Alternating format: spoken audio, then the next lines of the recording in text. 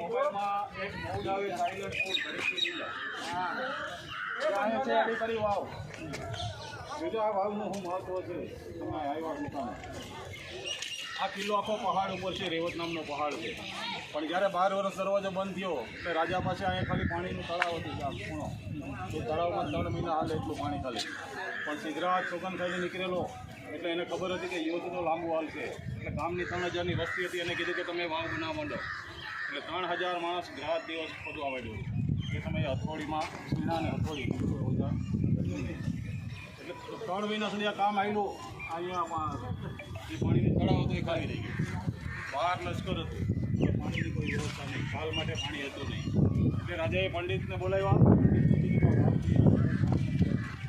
પંડિતને કે આની અંદર પાણી કાઢ, બાકી તારો પરિવાર